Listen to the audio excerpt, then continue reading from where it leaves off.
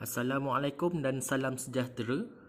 Hari ini saya nak tunjukkan kepada tuan-tuan dan puan-puan cara untuk membuat fail berformat CSV untuk majikan upload dekat dalam sistem iAccount kepada ahli-ahli atau pekerja-pekerja yang ingin mengekalkan caruman 11% pada tahun 2021. Okey, untuk pertamanya, first kita kena buka file Excel.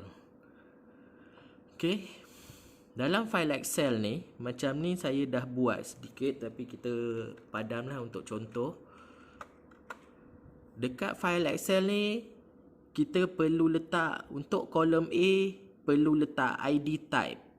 ID type ni akan ada dua, iaitu IN untuk warga negara Malaysia dan juga penduduk tetap yang mempunyai IC ataupun kad pengenalan merah. Untuk bukan warga negara Malaysia, perlu meletakkan kod PP. Okey, dan untuk warga negara Malaysia, selepas letak IN, perlu letak nombor IC. Berbeza pula untuk bukan warga negara, tidak perlu letak nombor IC. Hanya letak PP sahaja. Okey.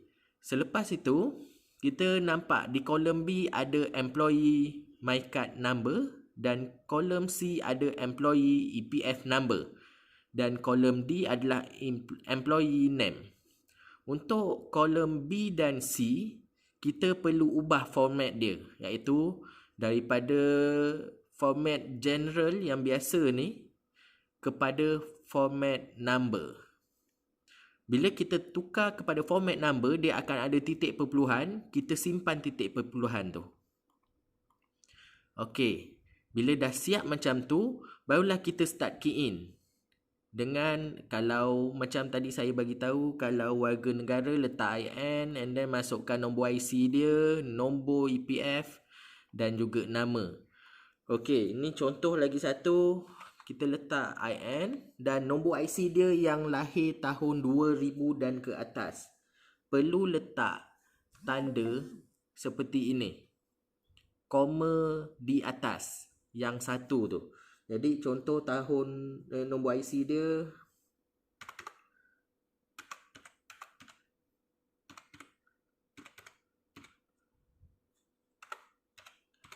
okey, dia akan jadi macam tu. Dan kalau nombor ahli tak cukup 8, majikan perlu letakkan kosong di hadapan supaya ianya akan menjadi cukup 8. Contoh nombor ahlinya kosong ada 2. Jadi kena letak macam tu. Barulah kita letakkan nama dia.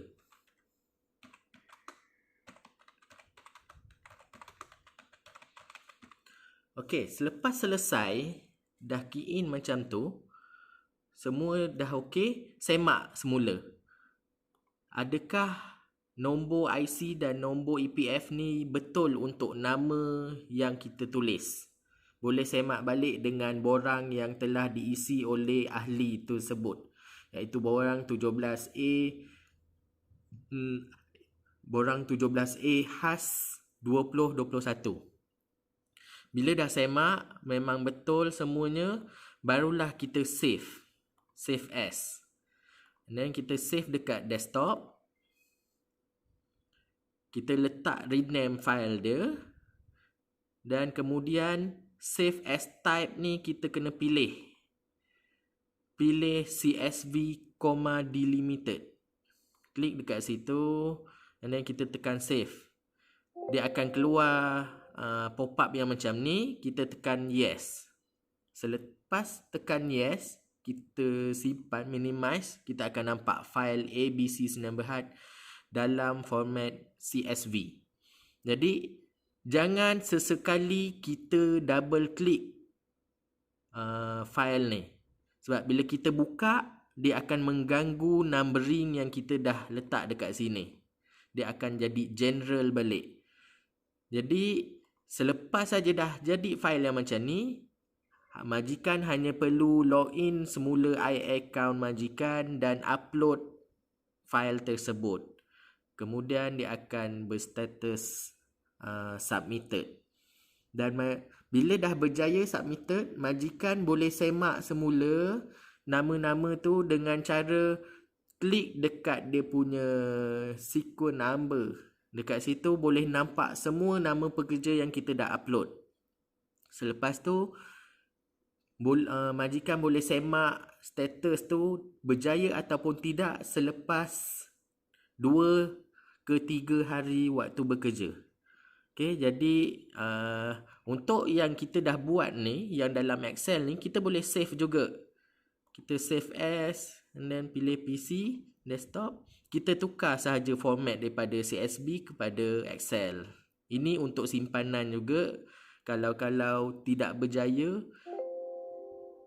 jadi kita boleh gunakan balik file tersebut untuk